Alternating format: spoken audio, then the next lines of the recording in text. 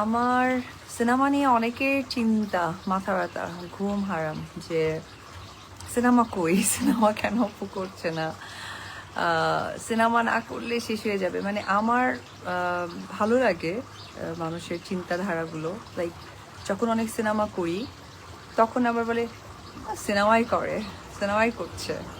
যখন আবার ফটোশ্যুট করা হয় তখন ফটোশ্যুটই করছে, ফটোশ্যুট ছাড়া আর কি করতে পারবে।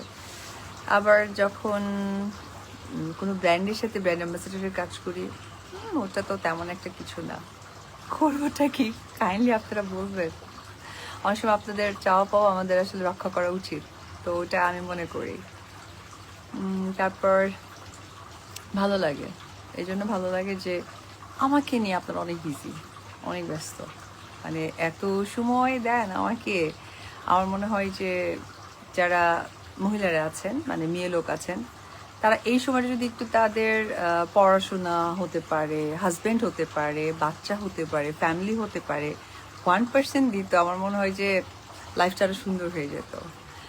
এবং যারা ছেলে সংখ্যা আছে বা যারা পুরুষ লোক আছেন, তার যদি তার সন্তানকে, মাকে, ওয়াইফকে, বা স্টুডেন্ট থাকলে স্টুডেন্ট, তারা যদি দিতেন তাহলে অনেক বেশি উপকার হতো।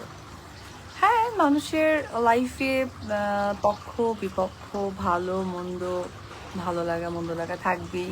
লাইক যেমন আমরা চার ভাই বোন, চার ভাই বোনের মধ্যে আমি যেমন আমার মেজো বোনকে অনেক বেশি ভালোবাসি, অনেক বেশি কমফোর্টেবল। বাট আমি আমার মনে হয় যে দুই বোনকে যে ভালোবাসি না তা না। হ্যাঁ, তো এরকম ভালো লাগার মধ্যেও কিছু কিছু বিষয়গুলো থাকে যে নিজের ইম্পর্টেন্ট টাইমগুলো, নিজের কাজ বাদ দিয়ে সারাক্ষণ এখন তো আমার মনে হয় যে সোশ্যাল মিডিয়া একটু আর্নিংও কমে দিয়েছে।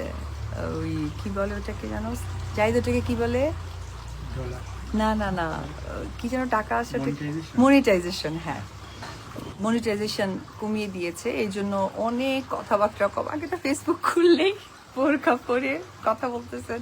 ভাই বোরখা পরছেন তো কেন মানুষের ভুল ধরতে আসছে? তো এটা বোরখার অবমাননা করা। আর বোরখা যদি পরে থাকবেন তাহলে সোশ্যাল মিডিয়ার টাকা দিয়ে কি হবে? আর্ন করেন। আজকে যারা আমাকে নিয়ে একটু নেগেটিভ কথা বলে তারাও একটা সময় আমার বড় ফ্যান ছিল।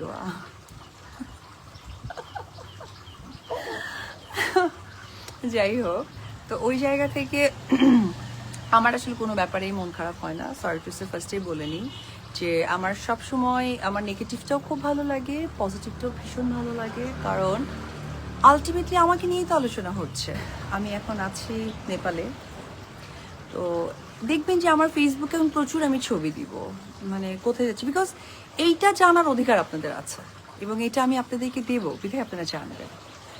আদারওয়াইজ আমার ব্যক্তি জায়গাগুলো জাস্ট আমার আব্রাহামের টাইমটুকুই এন্ড, এরপরে আমি কখনোই ওইভাবে আপনাদের সাথে শেয়ার করবো না, বিকজ ওইটা জানার অধিকার আপনাদের নাই। আপনারা গেটের বাইরে পর্যন্তই আমাকে জাজমেন্ট করবেন।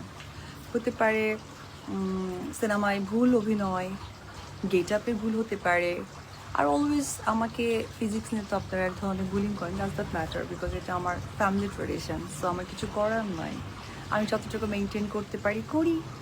অ্যাজ এ হিউম্যান আমার মনে হয় যে এখন আমি আমার মতো করে লাইফস্টাইল করবো, দেন আমি তখন করি। আর এরপরে যখন আমার বাসার গেটটা ওপেন হবে তখন আপনারা ক্লোজ, সো আমি ওই সময় আপনাদেরকে টাইমই দিই না।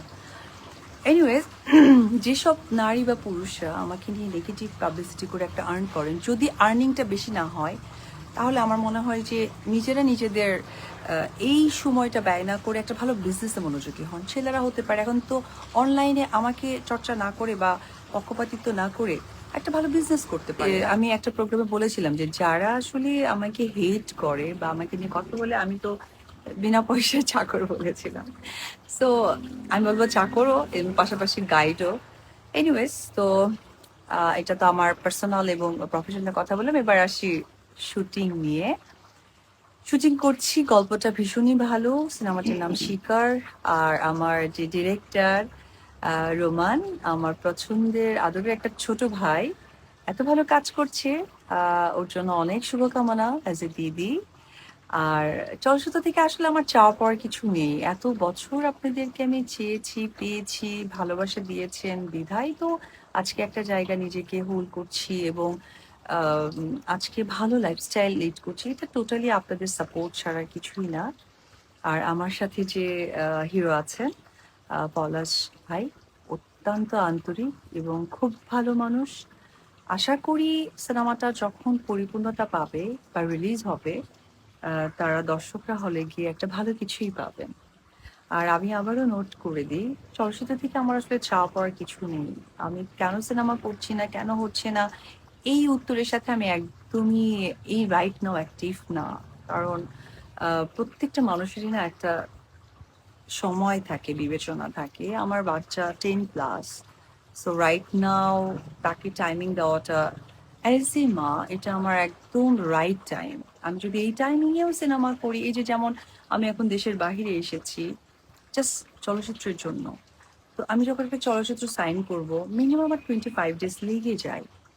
তো সেই সময়টা আসলে আমার সন্তানের জন্য অনেক ইম্পর্ট্যান্ট। আর এই যে ফটোশ্যুটগুলো করা হয়, আজকে আমি ওটাই ক্লিয়ার করি, ফটোশ্যুটগুলো করা হয়, ওপেনিংগুলো করা হয় বা ব্র্যান্ডের সাথে কাজগুলো করা হয়, এটার টাইমিংটা খুবই লাইট থাকে, যেটা হয় না বাচ্চাকে মেনটেন করে আমার জন্য খুবই ভালো হয়।